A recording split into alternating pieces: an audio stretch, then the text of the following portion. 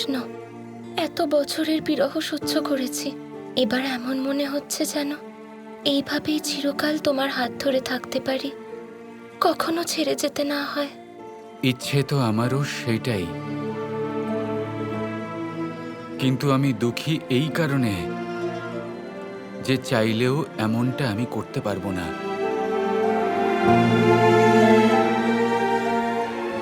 এমন করে বলো না কৃষ্ণ, যারা ভালোবাসা চায় তাদের ভালোবাসা দাও, যাদের সাহায্যের দরকার পড়ে তুমি তাদের সহায় হও। আর আমার জন্মদিবসে কত অদ্ভুত উৎসব পালন করলে তুমি, নিজের কর্মচক্রে বন্দি থাকা সত্ত্বেও। আর এক হলাম আমি, যে প্রতিদিন কোনো না কোনো ইচ্ছা তোমার সামনে প্রকাশ করেই ফেলে। কত সমস্যা হয় তাই না তোমার? কত ক্লান্ত হয়ে পড়ো তুমি। না, তোমার ইচ্ছে পূরণ করলে আমার ক্লান্তি দূর হয়ে যায় রাধা, বাড়ে না। এবার তুমিও নিজের ক্লান্তি দূর করো, তুমিও কিছুক্ষণ ঘুমিয়ে নাও।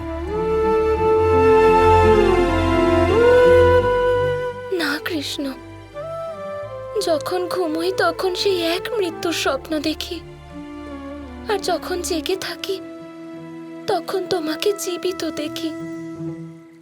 শুধু একটাই ভয় থাকে যে তোমাকে হারিয়ে না ফেলি। কিভাবে ঘুমিয়ে পড়ি কৃষ্ণ? আমার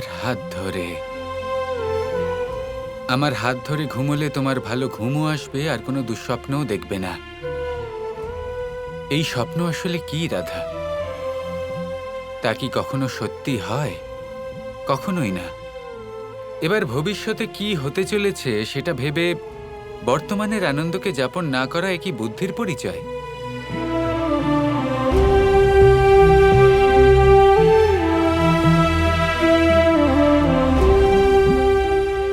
কৃষ্ণ, আমি আমার জীবনের প্রত্যেক মুহূর্ত তোমার সাথে অতিবাহিত করতে চাই।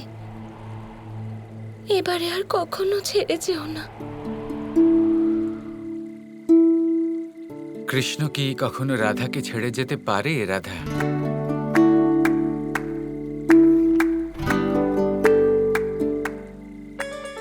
নিজের ধর্ম আর কর্মের জন্য অনেকবার ছেড়ে গেছো কৃষ্ণ, এবার আর যেও না। চেষ্টা করব রাধা। আপাতত তুমি ঘুমিয়ে পড়ো।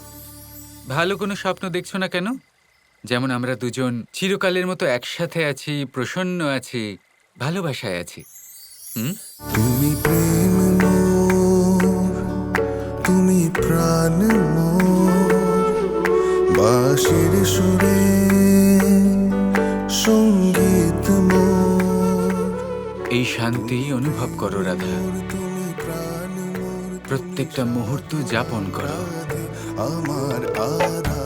কারণ আমাদের গোলক যাওয়ার সময় তুমি প্রেম, শীঘ্রই আসতে চলেছে।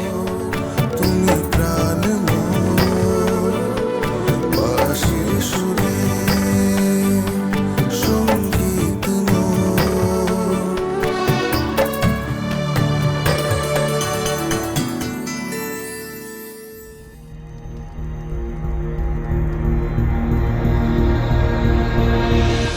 এই শাম্ব এত রাতে কোথায় ভ্রমণ করতে গিয়েছিল?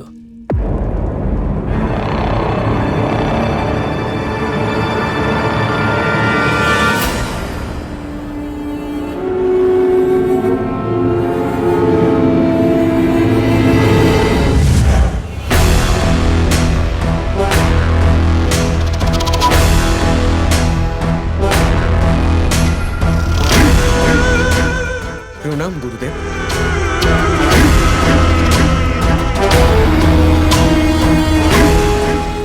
অসুরগুরু শুক্রাচার্য এখানে? আপনি এখানে এই সময় কি করছেন? তোমার সাথে একটি গুরুত্বপূর্ণ বিষয়ে আলোচনা করতে চাই। বলুন গুরুদেব। এখানে নয় শাম্ব। কবে, কোথায়, কোন কথা বলা উচিত তা নিশ্চিত করা খুবই আবশ্যক। এ স্থান উচিত নয়। এসো, আমার সাথে চলো।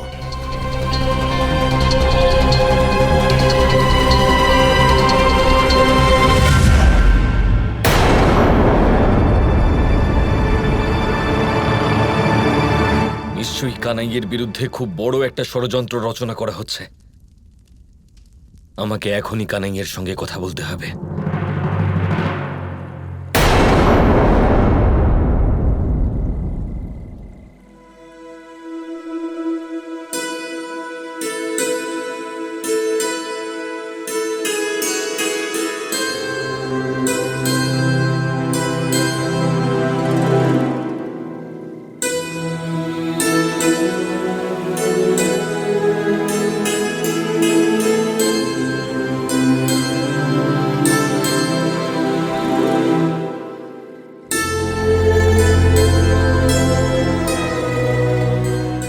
আমি তোমাকে ছেড়ে কখনোই যেতে চাই না রাধা, আর কখনো মনে ইচ্ছেও হয় না।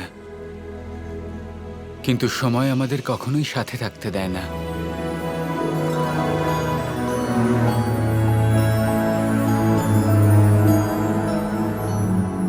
কানাই, তুমি কি আদৌ জানো যে এখন দ্বারকাতে কি হচ্ছে? হয়তো না, হয়তো হ্যাঁ, হয়তো বা কিছুই জানতে চাই না।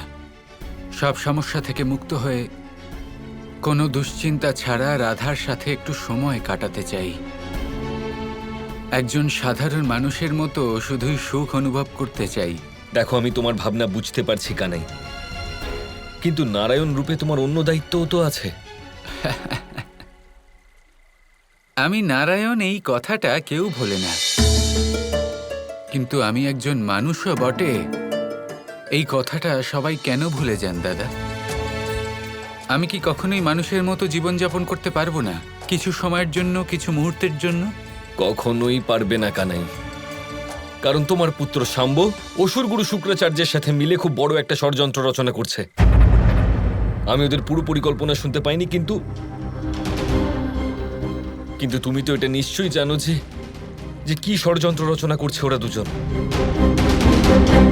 তোমাকে আমি বলেছিলাম যে আমি সেই ব্যক্তিকে খুঁজছি যে কৃষ্ণের মৃত্যুর কারণ হবে। পেলেন কাউকে? না,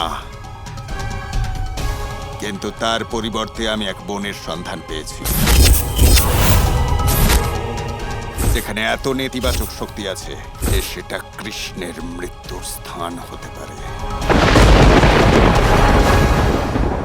আমার এই জীবনকাল পূর্ণ হওয়ার সময় চলে এসেছে, আর যা কিছু হচ্ছে সবই তার সংকেত দাদা। আপনার ভয়, রাধার চিন্তা, শাম্ব আর শুক্রাচার্যের এই ষড়যন্ত্র, যদুবংশীদের মধ্যে এই ধরনের বিবাদ, তাদের মধ্যে এই ধরনের সংঘর্ষ, এসব কি? এ হলো সংকেত, সংকেত এই যাত্রার সমাপ্তির। এই সমাপ্তি কি রাধা দেখতে পারবে? আমি রাধাকে দুঃখ পেতে দেখতে পারবো না কানাই। কোনো না কোনো পথ তো থাকবে। আমি অন্তত কিছু করতে তো পারি, কিছু একটা করে এই সমাপ্তিকে, এই বিপদকে কিছু সময়ের জন্য তো থামিয়ে রাখা যেতে পারে। তা আমি বলতে পারবো না। এই নিয়তির নিয়ম, তা তো নারায়ণকেও আবদ্ধ করে রেখেছে দাদা। কিন্তু আপনি চিন্তা করবেন না, এই কথা কেউই জানতে পারবে না, না শুক্রাচার্য না অন্য কেউ। এই ভবিষ্যৎ যদি কেউ দেখতে পায় তাহলে সে হলো শুধুই রাধা। আর আমি আশা করব যে ও যেন এটা দেখার কোনো চেষ্টা না করে।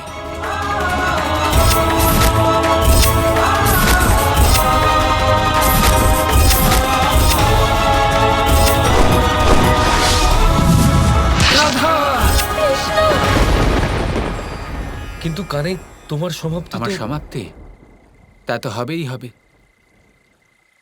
কর্মচক্রের চাকা যখন এগোতে থাকে তখন তাকে কেউ আটকাতে পারে না।